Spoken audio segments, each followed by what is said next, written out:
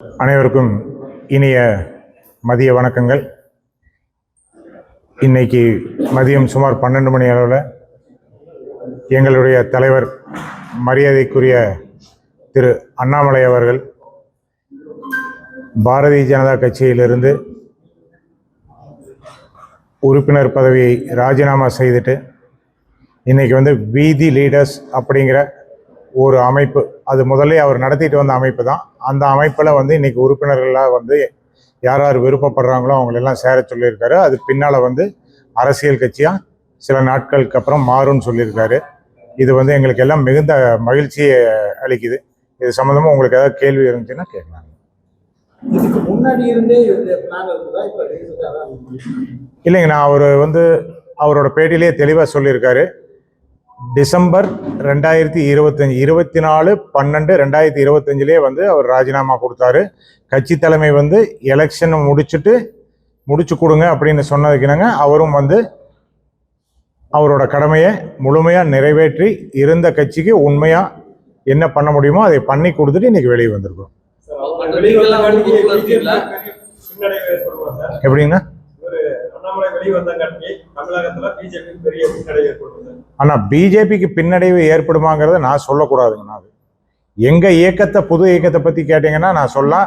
இந்த இயக்கம் மிகப்பெரிய ஒரு வலுவான இயக்கமா மாறி தமிழ்நாட்டில் கூடிய விரைவில் அனைத்து கட்சிகளையும் புறம் தள்ளி நாங்க முதலிடத்துக்கு வருவோம் அப்படிங்கிறது மட்டும் நான் சொல்றேன். ஆனா நாங்க எல்லாருமே கட்சி பொறுப்பை ராஜினாமா பண்ணிட்டு அடிப்படை உறுப்பினர்ல இருந்து வெளியே வந்துட்டு தான் வீதி லீடர்ஸ்ல நாங்க எல்லாம் ஜாயின் பண்ணிருக்கிறோம். ஆனா எவ்வளவு பேர் ரிசைன் பண்ணிருக்காங்கிற டேட்டா இன்னும் தெரியல. அது நமக்கு கொஞ்சம் லேட்டா தான் தெரிய வரும். இப்போ புது உறுப்பினர்கள் 12 மணில இருந்து இன்னைக்கு சுமார் 2 மணி ஆச்சு. 2 மணி நேரத்துல உறுப்பினர் இன்னைக்கு VidiLeaders.org ஒரு 3 லட்சத்தை கடந்திருக்கும்னு நான் நினைக்கிறேன். 3 லட்சம் கரெக்டா 3,517,000 பேர் இப்ப நான் பார்க்கும்போது இருக்கு.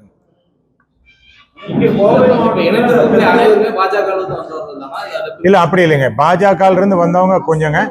பொதுமக்கள் இடத்துல இது மிகப்பெரிய வரவேற்பு கொடுத்துருக்குது. கட்சி எந்த கட்சி இதுவரைக்கும் வாழ்க்கையில எந்த அரசியல் கட்சியும் சாராம எந்த அரசியலுமே பிடிக்காம இருந்தவங்க நிறைய பேர் இதுல ஜாயின் பண்ணியிருக்காங்க.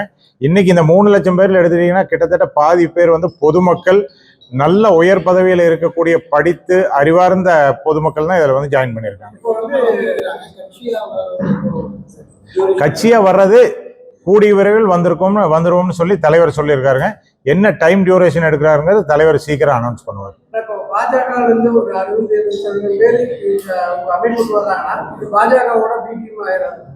இல்ல அப்படி சொல்ல முடியாதுங்க. இப்ப தலைவர் சொல்லும் போது சொன்னாரு, நாங்க எல்லா கட்சியும் மாறதான் இனி பிஜேபியும் பார்ப்போம்னு அவர் ரொம்ப தெளிவா தான் பேசியிருக்காரு. எப்படி மற்ற கட்சிகள் இருக்கோ, திமுக, அதிமுக, காங்கிரஸ், இந்த மாதிரி கட்சிகள் எல்லாம் எப்படி பார்க்கறோமோ அப்படித்தான் பார்ப்போம். யாரையும் எதிர்க்கணுங்கிறதுக்காக எதிர்க்க மாட்டோம். கருத்துக்கள் தவறா இருந்துச்சுன்னா எந்த இடத்துலயும் எங்களோட குரலை உயர்த்தி பேசுவோம்னு தான் சொல்லியிருக்காரு. இல்ல அப்படி எல்லாம் கிடையாது. அதுக்கு தான் நான் சொல்றேன். நீங்க நினைக்கிறது இப்ப மெம்பர் ஆகிறது பிஜேபியில இருந்து நீங்க எல்லாருமே நினைக்கிறீங்க. அது கிடையாது. பிஜேபியில இருந்தும் வர்றாங்க, அனைத்து கட்சியில இருந்தும் வர்றாங்க. நான் அதுக்கு தான் ரொம்ப விவரமா சொல்றேன். இதுவரைக்கும் அரசியல் வாடையே இல்லாத பொதுமக்கள், ஐயோ எனக்கு அரசியல்னாலே பிடிக்காது அப்படின்னு சொல்லிட்டு இருந்த பொதுமக்கள் தான் நிறைய ஜாயின் பண்றாங்க. அதுக்கு காரணம் எல்லாருமே ஒரு நேர்மையான அரசியலை வேணும் அப்படின்னு சொல்லி வெகு காலமா எல்லாருமே பார்த்துட்டு இருந்தாங்க. அந்த நேர்மையான அரசியலுக்கு உண்டான ஆள் இன்னைக்கு தான் வெளியே வந்திருக்காரு. அப்படிங்கறதுனால அவர் பக்கமா எல்லாரும் வர்றாங்க. ஆனா அது கூடிய விரைவில் வந்துடும். இப்போ கோயம்புத்தூர் நெக்ஸ்ட் பிரஸ் மீட் அவர் இறங்கணும்னு சொல்லிடுவாருங்கண்ணா. அதுதான் முதல்ல தொடங்குறாரு. அதுல ட்ரைனிங் கொடுத்து தான் எல்லாருமே அரசியலுக்கு, நான் உட்பட எல்லாருமே அதுல போய் என்னென்ன பண்ணணுங்கிறத தெரிஞ்சுக்கிட்டு தான் அடுத்த கட்ட பதவிகளாகட்டும், அரசியல்ல நம்ம பொறுப்புகள் எடுத்துட்டு எலெக்ஷன் நிக்கிறதாட்டி எல்லாருமே அந்த ட்ரைனிங் முடிச்சுட்டு தான் நாங்க வருவோம். ரஜினியோட ரோல்ங்கிறத பத்தி இன்னும் இது வரைக்கும் தலைவர் எதுவும் அறிவிக்கலைங்கன்னா என்ன இருக்குங்கிறது எங்களுக்கு தெரியாது.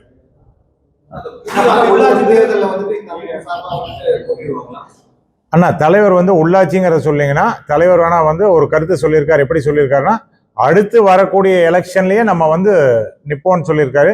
அப்படி நீங்க அந்த கருத்தை அப்படி எடுத்துட்டீங்கன்னா அடுத்தது நமக்கு வர உள்ளாட்சியாகவும் இருக்கலாம் அல்லது இடைத்தேர்தலாகவும் இருக்கலாம். அது என்னங்கிறது தலைவர் அனௌன்ஸ் பண்ணுவாருங்க.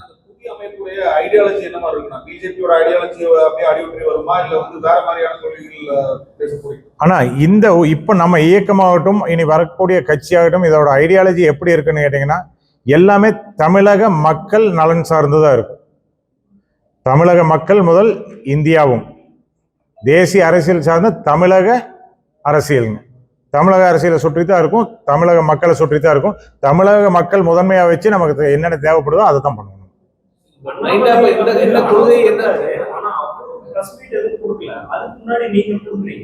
அப்போ இந்த அமைப்புல உங்களுக்கு முக்கியமான பொறுப்பு இருக்கா இல்ல நீங்க ஏதாவது அவரோட கொள்கை விளக்கம் அந்த மாதிரியான முக்கியமான பொறுப்புல வர்றீங்களா? இல்லைங்க, என்ன காரணத்தினால நீங்க பிரஸ் மீட் கொடுக்குறீங்க? பிரஸ் பீப்புள் வந்து 2-3 நாளா கேட்டிருக்காங்க, உங்க நண்பர்கள் தான் கேட்டிருக்காங்க, அதுக்காக தான் நான் கொடுக்குறேன். இது வந்து வீதி லீடர்ஸ்ல இருந்து நான் வந்து ஒரு ஆத்தரைஸ்டு பர்சனா கொடுக்குறேன்னா கிடையாதுங்க. இங்க இருக்கிற நண்பர்களுக்கு எல்லாத்துக்குமே தெரியும் நான் யாரு, நான் என்ன பதவியில் இருந்தேங்கிறது தெரியும். அதை வச்சு தான் கேட்குறாங்க. தலைவர் பிரஸ் மீட்டுக்கு முன்னால நான் ஏன் கொடுக்குறேன்னு கேட்டிங்கன்னா நான் வந்து அமைப்போட ஒரு அதாவது ஆத்தரைஸ்டு பர்சனா நான் இங்கே பிரஸ் மீட் கொடுக்க வரல. நம்ம பிரஸ் நண்பர்கள் கேட்டாங்கிறதுக்காக கொடுக்குறோம். நம்ம எப்படி பண்ண போறோங்க? இல்ல அப்படியெல்லாம் கிடையாது. கொள்கை அடிப்படையில் வரலங்கிறத நீங்க சொல்லவே முடியாது. எங்களோட கொள்கை என்னவோ, அண்ணாமலை என்ன கொள்கை வச்சிருக்காரோ அதுதான் எங்களோட கொள்கை. அண்ணாமலை அவர்கள் பின்னால நாங்க வரலைங்க. அண்ணாமலை அவர்கள் சார்ந்த அரசியல், அண்ணாமலை அண்ணனோட கொள்கைகள் பிடிச்சு தான் எல்லாருமே நம்ம பின்னால வந்திருக்கோம். அப்படி போகும்போது அவரோட கொள்கை என்னவோ அதுதான் எங்களுக்கு. இல்ல இனி ஆனா அப்படி இல்ல, ஒரு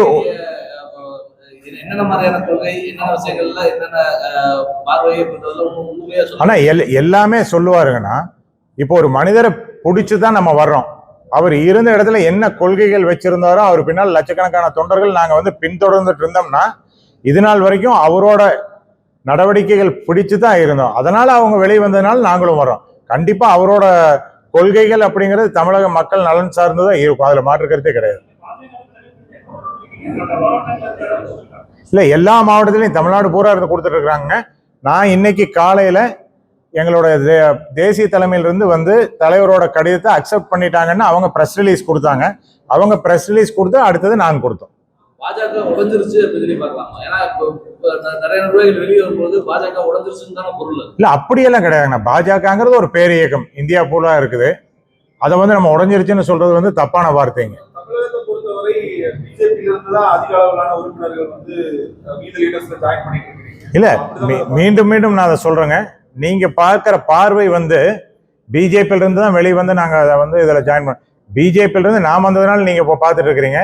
நீங்க அதோட லிஸ்ட் ஆஃப் இதை எடுத்து பார்த்தீங்கன்னா பிஜேபியில இப்போ இன்னைக்கு வரைக்கும் வந்து வேதி லீடர்ஸ்ல இப்போ ஜாயின் பண்ணவங்கள கிட்டத்தட்ட என்னுடைய கணிப்புல 3 லட்சம் பேர்த்துல ஒரு சரிபாதியானவங்க வந்து எந்த அரசியல் அமைப்பும் சாராம இருக்கக்கூடிய படித்த பொதுமக்கள் தான் வந்து ஜாயின் பண்ணிருக்காங்க. இல்ல அது தெரியாதுங்கண்ணா. அது ஒவ்வொரு நிர்வாகிக்கும் அவங்களோட இதை பொறுத்தது. அது தெரியாது யாரு ஜாயின் பண்ணுவாங்கிறது நமக்கு தெரியாது.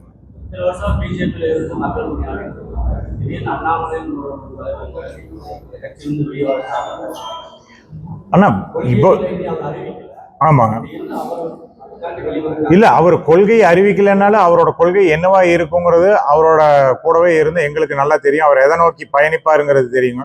சில காரணங்கள் எங்களால வந்து அங்கிருந்து செயல்பட முடியாத காரணங்களால தலைவர் வெளியே வர்றாரு. அதை நோக்கி நாங்களும் பயணிக்கிறோம்.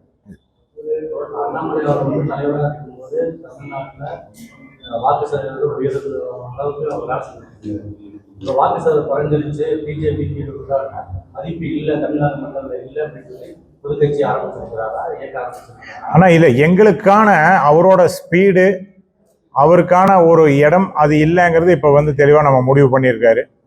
அதனால நம்ம வெளியே வந்துட்டு பண்ணுவோம் அப்படிங்கிறது. அவரோட அரசியலுங்கிறது வேற மாதிரி இருக்கும். பத்திரிகை நண்பர்களுக்கு என்னை விட முழுசா நல்லா தெரியும் அவர் எப்படி அரசியல் பண்ணுவார் அப்படிங்கிறது. அந்த ஸ்பீடுங்கிறது அவர் வந்து ஒரு இடத்துல இருந்துட்டு அவர் வந்து ஒரு மேனேஜரா இருக்க முடியாதுங்க. அவர் வந்து தானா சுயமா முடிவெடுக்கக்கூடிய இடத்துல இருந்தா மட்டும்தான் அரசியல் பண்ண முடியும். அவர் அந்த மாதிரி ஒரு நபர். எந்த ஒரு இதா இருந்தாலும் வந்து ஒரு ஸ்பீடா ஒரு ஆக்ரோஷமா அரசியல் பண்ணணும், ஒரு நேர்மையான ஒரு அரசியல் பண்ணணும்னு நினைக்கக்கூடிய நபர். அதனால நாங்க தனியா வந்து தனியா பயணிக்கிறோம். எதிர்கால உறவு என்ன மாதிரி இருக்கும்? ஆனா அதுக்கு தான் அவர் தெளிவா சொல்லிட்டாரு. நம்ம பிஜேபிங்கிறதையும் இப்ப வந்து நாங்க வெளியே வந்ததுனால எல்லா அரசியல் கட்சி மாதிரி தான் அதையும் பார்க்க போறோம். அதுக்காக நாங்க போய் பிஜேபியோட சண்டை போட போறோம்னா நிச்சயமா அதுவும் கிடையாது. எங்க தவறு நடந்தாலும் அவர் தட்டி கேட்பார். அவருடைய குணாதிசயமே அதுதான். அவங்க யாரா இருந்தாலும் சரி, தலைவராக இருந்தாலும் சரி, கூட இருக்கக்கூடிய நண்பர்களாக இருந்தாலும் சரி, யாரா இருந்தாலும் தப்பு நடந்தா தட்டி கேட்கக்கூடிய, உடனடியாக கேட்கக்கூடிய குணாதிசயம் இருக்கக்கூடிய ஒரு மனிதர். என்ன அண்ணா, இப்பதான் நாங்க வெளியே வந்திருக்கிறோம். இப்ப வந்து பிஜேபியோட கூட்டணியான்னு கேட்டீங்கன்னா இந்த கேள்வி நியாயமா இருக்கு உங்களுக்கு? பாஜக பேர்ல மக்கள்கிட்ட போனது வந்து ஈடுபடல அப்படிங்க, வேறொரு பேர்ல மக்கள்கிட்ட போறீங்க. ஆனா அப்படியெல்லாம் கிடையாது. பிஜேபியோட சித்தாந்தம் வேற, எங்களோட சித்தாந்தம் கண்டிப்பா வேறையா தான் இருக்கும். கண்டிப்பா வந்து தலைவர் வந்து அடுத்த பிரஸ் மீட்ல எங்களோட சித்தாந்தங்க என்ன, நாங்க எதை நோக்கி பயணிக்கிறோங்கிறத வந்து ரொம்ப தெளிவா சொல்லுவாரு. அதனால பிஜேபியோட பி டீமா ஏ டீமான்னெல்லாம் கேட்டீங்கன்னா அதுக்கெல்லாம் வந்து பதிலே கிடையாது. சென்னையில பேட்டி கொடுத்திருக்காரு. பிஜேபியில இருந்து வந்து அண்ணாமலை வெளியே போனதுங்காட்டி வந்து பாதிப்பு எதுவும் இல்லை, அது வந்து எந்த பாதிப்பு, அதாவது லாஸ்ல அப்படின்னு பேட்டி கொடுத்திருக்காரு. அதை எப்படி பாக்குறீங்க? ஆனா ஒரு மாநில தலைவரா வந்து அவர் சொல்லக்கூடிய கருத்து கரெக்டு தான். அவர் ஒரு இயக்கத்துல தலைவரா இருக்காரு. அந்த இயக்கத்துல இருந்து ஒவ்வொருத்தர் வெளியே போகும்போது இந்த கட்சி வந்து பலம் இழந்துருச்சுன்னு சொன்னாருன்னா எப்படி இருக்கும் ஒரு மாநில தலைவர்? அதனால அவரோட வார்த்தையில அவர் சொல்றது கரெக்டு தான். நம்ம அதை எப்படிங்க நான் தப்புன்னு சொல்ல முடியும்? அப்படி சரின்னு சொல்லி பார்த்தோம்னா அண்ணாமலைக்கு வந்து ஒரு ஆதரவு இல்லை அப்படின்ற பொருள் தானே வருது. ஆனா அவரோட பார்வையில தான் நான் அது சரின்னு சொல்றேனோடய எங்க பார்வையில் நான் சொல்றேன். இப்ப எங்க பார்வையில இப்ப உதாரணத்துக்கு எடுத்தீங்கன்னா நான் ஒருத்தன் இப்ப இங்க இருக்கிறவங்க இந்த பக்கம் போகாம அந்த பக்கம் அண்ணாமலை வெளியே அண்ணா அப்படி இல்ல பாஜகவுக்கு பாதிப்பு ஏற்பட்டு அண்ணா பாஜகவுக்கு பாதிப்பு ஏற்படுறதா அப்படின்னா அண்ணாமலைக்கு ஆதரவு இல்லாம இருக்கும். அது வந்து எதை நாங்க இருக்குது அண்ணா அண்ணாமலை அண்ணனுக்கு ஆதரவு இருக்குதான்னு கேட்டீங்கன்னா இத்தனை பேர் வந்து ரிசைன் பண்ணதுலயே உங்களுக்கு தெரிஞ்சிருக்கும் ஆதரவு இருக்குதா இல்லையாங்கிறது. ஒரு மாநில தலைவரா திரு நயினார் நாகேந்திரன் அவரோட கருத்தை சொல்றாரு. வலு இழக்கலைங்கிறாரு. அவங்க அதுக்கு ஏதாவது ஸ்ட்ராட்டஜி வச்சிருப்பாங்க. நம்ம யாரோட கருத்துங்க? இல்ல அவரு சொல்ற கருத்து அவரோட சொந்த கருத்துங்கன்னா நம்ம எப்படிங்கன்னா அதை தவறுன்னு சொல்றதுக்கு நம்மளுக்கு என்ன இருக்குது? நான் அதை தான் சொல்றேன். நாங்க பலமா வருவோம்னு தான் நான் சொல்றேன். அதுக்காக பாரதிய ஜனதா கட்சி வந்து வலுவிழந்துருச்சுன்னு எல்லாம் நான் சொல்ல மாட்டேன். அவங்களோட ஸ்ட்ராட்டஜி அவங்க கண்டிப்பா மெயின்டைன் பண்ணுவாங்க. அதுக்கு உண்டான மாநில தலைவரும் தேசிய தலைவரும் அவங்க நடவடிக்கை எடுத்துட்டு இருப்பாங்க. நாங்க எங்க சைடு ஆனா நீங்க நல்லா தெரிஞ்சுக்கோங்கன்னா பாஜக இருந்து மட்டும்தான் நாங்க உறுப்பினர்கள் எடுக்கிறோமான்னு கேட்டீங்கன்னா நிச்சயமா கிடையாது. எங்களுடைய உறுப்பினர் அப்படிங்கிறது இன்னைக்கு சேர்ந்திருக்கிறதுலே வந்து பல கட்சிகள்ல இருந்து பல நிர்வாகிகள் வந்து சேர்ந்திருக்காங்க. நான் அது பேர் சொல்ல விரும்பல. இப்ப அது சொன்னோம்னா அது நல்லாவும் இருக்காது. அந்த நிர்வாகிகளுக்கு எத்தனையோ நிர்வாகிகள் மாற்று கட்சியில இருந்து இருக்கக்கூடிய அத்தனை கட்சிகள்ல இருந்தும் வந்திருக்காங்க. இன்க்ளூடிங் இன்னைக்கு இருக்கிற ஆளுங்கட்சியில இருந்து கூட வர்றாங்க. அண்ணா இன்னைக்குதான் அறிவிச்சிருக்காருங்கண்ணா. இன்னும் அவர் டெல்லியில இருந்து வரல. இன்னைக்கு நைட்டு வருவாருன்னு எதிர்பார்க்கிறோம். வந்துட்டு இதுக்கு உண்டான வேலைகள் நடக்குங்கன்னா எப்படியும் ஒரு 2-3 மாத காலம் ஆகலாம் நினைக்கிறேன். எனக்கு கரெக்டா தெரியல. இன்னும் நானும் தலைவரை பார்க்கல. தலைவர் வந்து உட்கார்ந்து பெரியவங்க எல்லாம் கூடி பேசி ஒரு முடிவு எடுப்பாங்கண்ணா. ஆனா அது எல்லாமே இன்னும் முடிவு பண்ணலைங்கண்ணா. இன்னைக்கு தலைவர் வந்தாருன்னா அது தெரியுங்கண்ணா. இது வரைக்கும் வந்து நாங்க அதை பத்தி பேசலாம் அவர்கிட்ட.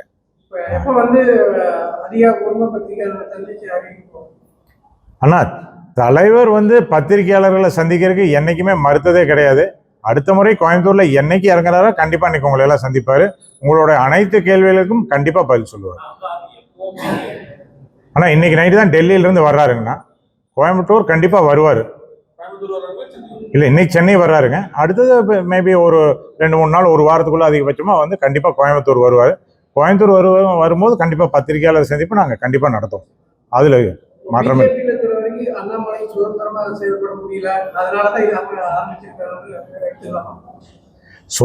செயல்பட முடியல அதனாலதான் ஆரம்பிச்சிருக்காங்களான்னு கேட்டீங்கன்னா அதுவும் ஒரு காரணமா இருக்கலாங்கண்ணா. நான் அதுக்கு தான் அப்ளைவே சொன்னேன். மேனேஜரா இருக்க விரும்பல. அவர் வந்து முடிவெடுக்கக்கூடிய தனியா சுயமா முடிவெடுக்கக்கூடிய இடத்துல அவர் இருக்கணும். அப்படி இருந்தா மட்டும்தான் அவருடைய அரசியல் நம்ம பண்ண முடியும். அவர் அதை நோக்கி தான் போவார். தமிழக அரசியல் களத்தை வந்து விஜய் வர்சஸ் அண்ணாமலைன்னு மாற்றுக்கான முயற்சி இல்லைங்கன்னா வருங்காலம் வந்து கண்டிப்பா வந்து மரியாதைக்குரிய விஜய் அவர்களும் திரு அண்ணாமலை அவர்களும் தான் வந்து இந்த ஃபீல்டில் இருப்பாங்க. அதுல வந்து திரு அண்ணாமலை அவர்கள் கண்டிப்பா வந்து எங்க தலைவர் வந்து முன்னோக்கி செல்வார். என்ன காரணம்னு கேட்டீங்கன்னா இன்னைக்கு வந்து ஒரு அறிவார்ந்த அரசியலை பத்தி பேசணும், ஒரு அறிவார்ந்த அரசியல் நடத்தணும், அல்லது ஒரு அரசாங்கத்தை வந்து நல்லா நிர்வகிக்கணும் அப்படின்னா இன்னைக்கு இவரை விட தமிழ்நாட்டில் வந்து ஒரு அருமையான ஆள் கிடையாது. எந்த துறையை எடுத்துக்கிட்டீங்கனாலும் அவருக்கு தெரியாத துறையே கிடையாது. அதனால வந்து அடுத்த எலெக்ஷன் அப்படின்னு வரும்போதுங்க அது வேற மாதிரி தான் இருக்கும். இன்னைக்கு அவருக்கான இடம் நிறைய தேவை இருக்குது. கண்டிப்பா வருவார். இந்த இடத்துல. கட்சி நடத்துற அளவுக்கு அண்ணாமலை பணம் இருக்கு. அரசு- நண்பர்கள் உதவியோட தான் கட்சியோட செலவே பார்த்துக்கிட்டு இருக்காங்க. இப்போ கட்சியா நடத்தக்கூடிய அளவுக்கு அவருக்கு என்ன வருவாய் இருக்கு? அரசியல் கட்சி நடத்துறதுக்கு பணம் மட்டும் வேணும்னு யாருன்னா சொன்னாங்க? பணம் உறுப்பினர் தானே வேணும், உறுப்பினர் தானே வேணும். ஆனா அரசியல நீங்க இன்னும் பணமாவே பார்த்துட்டு இருக்கீங்கன்னா, பணத்திற்கான அரசியல் வந்து இந்த சட்டமன்ற எலெக்ஷனோட முடிஞ்சு போச்சு. எதுக்கு பணம் வேணும் எங்களுக்கு? கொடுக்கறதுக்கு கட்சி நடத்துறதுக்கு கட்சி நடத்துறதுக்கு எதுக்கு பணம் வேணும்னா, இங்க ஒரு ஆபீஸ் போட்டா நான் நடத்துறேன் கோயம்புத்தூர்ல. இல்ல ஒரு பொதுக்கூட்டம் அந்த மாதிரியான விஷயங்கள் பண்றீங்க, ஒரு மேடை அமைக்கிறதுல இருந்து எல்லாருக்குமே செலவுகள் கண்டிப்பா வேணும், கட்சிக்கான செலவுகள் கண்டிப்பா வேணும். இப்போ நீங்க திமுக ஆகட்டும் அதிமுக ஆகட்டும் அவங்க பார்ட்டி ஃபண்ட் ஒன்று தனியா வச்சிருக்காங்க. அந்த மாதிரி ஒரு பார்ட்டி ஃபண்ட் இருந்தா தானே ஆனா எங்களுக்கு பார்ட்டி ஃபண்டுன்னு தேவையில்லை. நீங்க பத்திரிகையாளர்கள் வந்து சொன்னீங்கன்னா கொஞ்ச நேரத்தில் நான் காமிக்கிறேன் எனக்கு எத்தனை உதவிகள் யார் யார் பண்றேன்னு நினைச்சிருக்காங்கன்னு. எல்லாத்துக்கிட்டையும் உதவிகள் நம்ம எடுக்க போறது இல்லைங்கன்னா, நீங்க சொல்ற மாதிரியே ஒரு பொதுக்கூட்டம் நடத்தணும்னா பொதுக்கூட்டத்துக்கு என்ன செலவாகுதோ அதை நாங்கள் உறுப்பினர்கள் யாருக்கு வந்து முடியுதோ ஆளுக்கு 10 ரூபா போட்டு பண்றோம். சீமான் சொல்ற மாதிரி ஒரு திரள் நிதியா எடுத்து இல்ல சீமான் கூட தயவு செஞ்சு அவரோட அரசியல் வேறீங்க, நான் அது தப்பு சொல்ல. அவர் எப்படி பண்றாரோ அவரு பண்ணிட்டோம். அவருக்கும் அண்ணாமலை அண்ணன் பண்ற அரசியலுக்கும் வேற. திரள் நிதி எடுத்து பண்றோமான்னு கேட்டா அது நாங்க வந்து எங்களோட ஸ்டைல்ல பண்ணுவோம். 10 ரூபாய் கொடுப்பீங்க அப்படின்னா அது திருநெல்வேலி கணக்கு தானே இல்ல, அப்படி இல்ல, வேண்டாம்னா கோயம்புத்தூர் நடத்துறதுக்கு நாங்க 2 பேர் வந்து யாரோ 2 பேர் பண்றோம். சென்னையில் நடத்துறதுக்கு யாரோ 2 பேர் பண்றோம். நண்பர்கள் நிதி உதவியோட அல்ல, இது நண்பர்கள் கிடையாதுங்கன்னா தொண்டர்கள். நான் வந்து நண்பர் கிடையாதுங்க, நான் ஒரு பார்ட்டி மெம்பருங்க. இல்ல நான் சொல்றேன், நான் ஓப்பனாவே சொல்றேன். கோயம்புத்தூர்ல ஒரு மாநாடு போடணும் அப்படின்னா ஒரே ஆள் நான் பண்ற மாநாடு. இந்த மாதிரி எவ்வளவு கோயம்புத்தூர்ல இருக்கிற அத்தனை டிஸ்ட்ரிக்ட்லயும் எத்தனை மாநாடு போடணுமோ அத்தனை மாநாட்டையும் ஒவ்வொரு நபர் ஏற்றுக்கொள்ளக்கூடிய அளவுக்கு வந்து நம்ம கிட்ட சப்போர்ட் இருக்கு. பொதுமக்கள் கொடுக்குறாங்க. நான் சொல்றது உங்களுக்கு நான் எங்களால ஓப்பன்லயே கொடுக்க முடியும், எந்த கட்சியும் பண்ணாத நாங்க வேணா பண்றோம். ஒரு பொதுக்கூட்டத்தை நடத்துறோம், யார் வந்து அதுக்கு ஃபண்ட் பண்றாங்கன்னு வேணா நாங்க காமிக்கிறோம். இதுல என்ன இருக்குங்க? ஆனா எங்களோட அரசியல்ல ஒளிவு மறைவு கிடையாதுங்கண்ணா. வெளிநாட்டுல இருக்கிறவங்க எல்லாம் வந்து இணையணும்னு சொன்னாங்க. அதே மாதிரி வெளிநாட்டுல இருந்து ஃபாரின் பண்ணலாம் கட்சி அமைப்பு மாறக்கான வாய்ப்பு அது தெரியாதுங்கண்ணா. ஃபாரின் ஃபண்ட் வருமானா அதுக்கு நிறைய ரெகுலேஷன்ஸ் இருக்குதுங்கண்ணா. அதனால அதெல்லாம் பார்த்துட்டு பின்னால தலைவர் முடிவு பண்ணுவார். பணம்ங்கிற அரசியல் தாண்டி போயிருச்சுங்கன்னா, இன்னைக்கு எல்லாம் வந்து மாறிடுச்சுங்கண்ணா. அந்த அரசியலே வேண்டியதில்லை நமக்கு. அதை தாண்டி வரணுங்கிறதுக்காக தான் இவர் வந்திருக்காரு. திரும்பவும் கொண்டு போய் நம்ம பணம் சேர்த்துறதுக்கு அரசியல் பண்றோங்கண்ணா. நம்ம அதிமுக திமுக பெரும் கட்சி இருக்கும்போது அமைப்பு எந்த அளவுக்கு ஆனா எப்படின்னா நீங்க இன்னுமே அப்டேட் ஆகலையானா, அதிமுக திமுக இன்னும் பெருங்கட்சிகள்னு சொல்லிட்டு இருக்காங்க. எங்கன்னா இருக்காங்க இன்னைக்கு? அதை தாண்டி தாவேக வந்தாச்சு, தாவேகாவை தாண்டி இப்ப நாங்க வந்துட்டு இருக்கிறோம். கட்சிகளுமே ஒரு கோடிக்கு மேல ஓட்டு வச்சிருக்காங்க. திமுக 1,40,000 1,40,00,000 இவங்க 1,20,00,000 ஓட்டு வச்சிருக்காங்க. பெரிய கட்சிகள் எப்படி சொல்ல முடியும்? கண்டிப்பாங்கண்ணா. அவங்களுக்கு 60 வயசு ஆயிடுச்சுங்கன்னா, நாங்க இப்பதான் பிறந்திருக்கிறோங்கண்ணா. ஸோ எங்களோட ஓட்டம் எப்படி இருக்குங்கிறது இன்னும் கொஞ்ச நாள்ல தெரிஞ்சிடும். கண்டிப்பா அதில் தாண்டி வருவோம். நம்ம யாருமே வந்து தாவேக்கா வரும் யாராவது நீங்க எல்லாம் கணிச்சிங்களா? யாரும் கணிக்கல. அந்த மாதிரி நாங்களும் மிகப்பெரிய சக்தியா கண்டிப்பா வரும். அதெல்லாம் மாற்றமா கிடையாது. காப்பி அடிக்கிறீங்க. தாவேக்காவை பத்தி காப்பி அடிக்கிறதுக்கு, தாவேக்காவுக்கு முன்னாலே வந்து தலைவர் அரசியலுக்கு வந்துட்டாருன்னா, தாவேக்காவோட தலைவரோட அரசியல் வேற, எங்களோட அரசியல் வேறங்க. மீடியாக்காரங்க இத்தனை கேள்வி கேட்கறீங்க.